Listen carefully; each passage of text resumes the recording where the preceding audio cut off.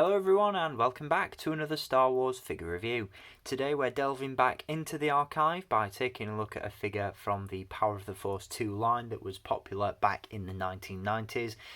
Given the fact that my last review, where I gave you a look at the AT-AT driver from this line, was so well received, and I'd really like to thank everybody who tuned into that video and left a comment and really gave it positive feedback, I thought we'd delve a little bit deeper into this line, take a look at some more figures, and ultimately this is all going to lead to a top 5 or top 10 action figure list from the Power of the Force line. As I've said in previous reviews, not just my last review, but other figure reviews where I've given you a look at figures from this series, I'm a huge fan of it. It kicks me right in the nostalgia and I just love it. It still has a charm.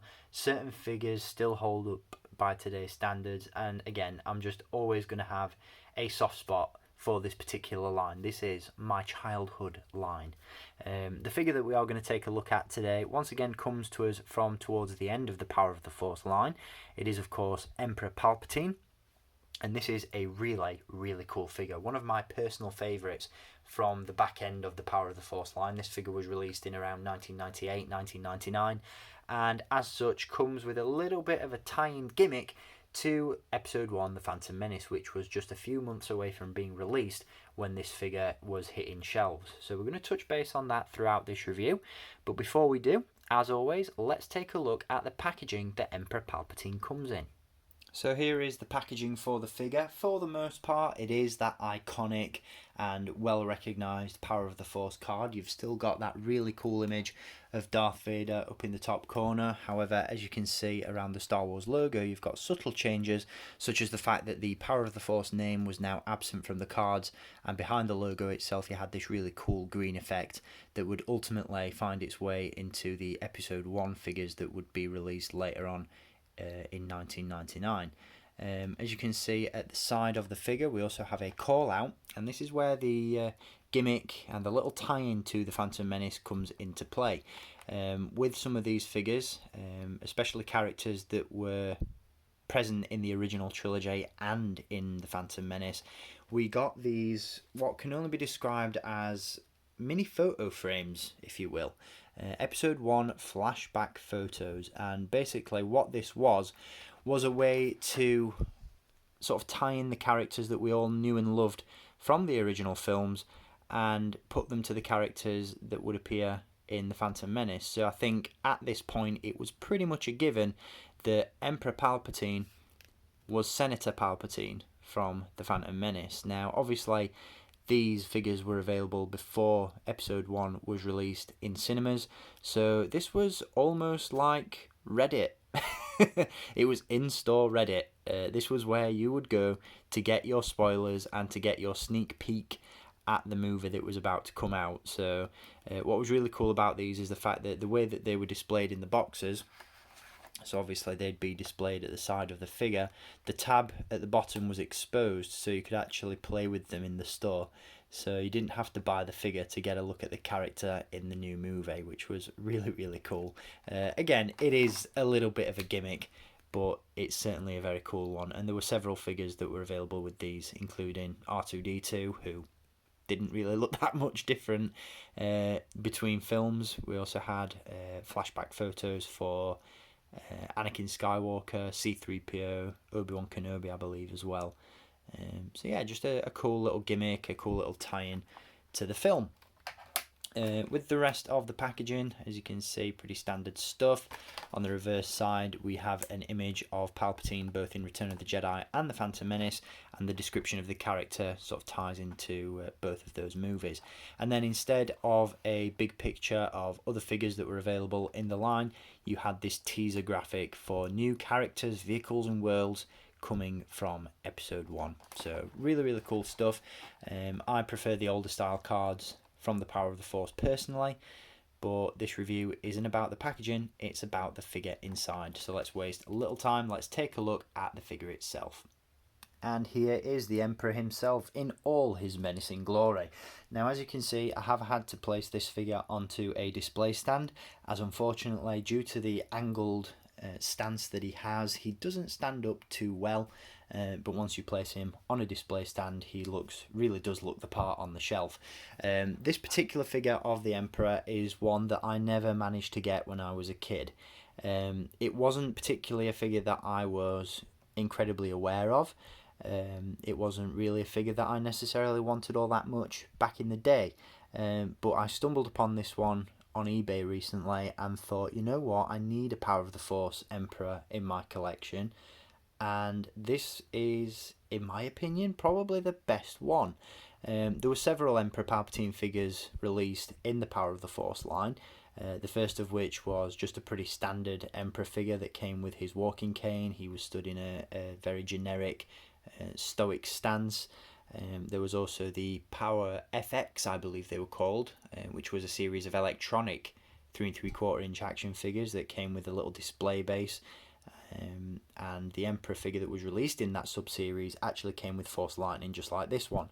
However, as I mentioned, it was electronic, the Force Lightning lit up. Pretty sure there were sound effects as well.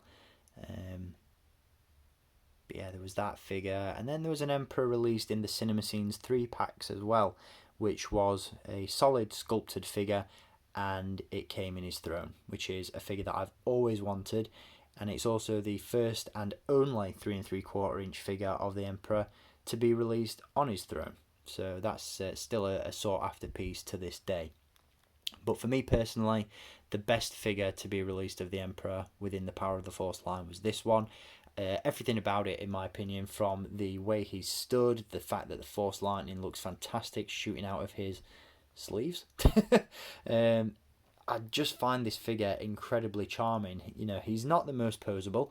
There's not a whole lot of articulation going on with this guy, but his overall shelf presence is just really, really cool. I think it looks great stood on a shelf. I love the vibrant blue colour that the Force Lightning gives out. And just the overall sculpt of the figure is really, really nicely done, in my opinion. And it's just a really cool, unusual figure. I just think it looks great on a shelf. It's got that shelf presence factor, which is what you really want from some of these minimally articulated figures. Now, with regards to articulation, he does come with a little bit. The original Emperor had a swivel at the neck, as does this one. You don't get a whole range of movement out of that, but it is there nonetheless, so you can angle his head at slightly different positions.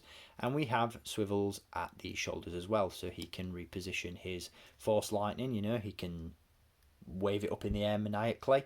He can zap Luke Skywalker with it, or alternatively he can get thrown down a reactor shaft, which is always good when you can find multiple purposes for these figures. But in my opinion, he looks at his best and at his most lethal when he's firing that Force Lightning, as I said, out of his sleeves, which, you know, by today's standards is such a weird concept.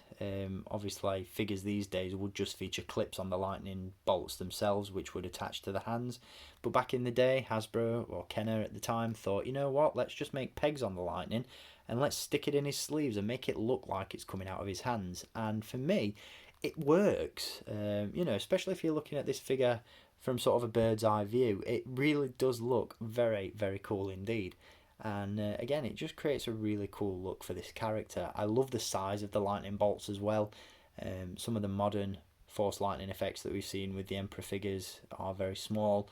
These are massive and they just look so, so cool. And they're really nice and sturdy as well. But as I said, they both can be removed from the sleeves, and as such then you've got this piano playing version of the Emperor. Which looks a little bit less intimidating, kind of looks more like he's doing the Thriller dance than anything else, but still a very, very cool figure nonetheless. As you can see, the robes are all plastic. Towards the bottom they are made of a more soft, malleable material. I do believe there's a little bit of articulation within the legs as well, but again, due to those sculpted robes, you're not going to get a whole lot of movement out of them. The sculpt itself is decent. By today's standards, it's probably one of the more dated looking figures, but he's certainly got a very cool head sculpt, as boggly eyed as he looks.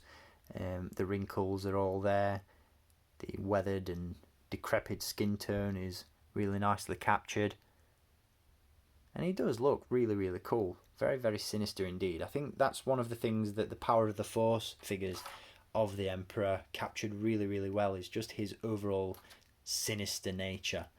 They really did look like scary action figures, which was really cool. But yeah, definitely think this figure has a lot of charm. Certainly looks great on a shelf. And amongst some of your other Power of the Force figures, he's really going to look great. And as a set piece for modern setups as well. You know, if you're just looking for an Emperor figure that needs to shoot Force lightning at a character, this is probably one of the better ways to go. Again, it's certainly an interesting choice. And in my opinion, looks cool. It does what the Emperor is supposed to do. It looks mean and it shoots Force lightning. What else can you ask for?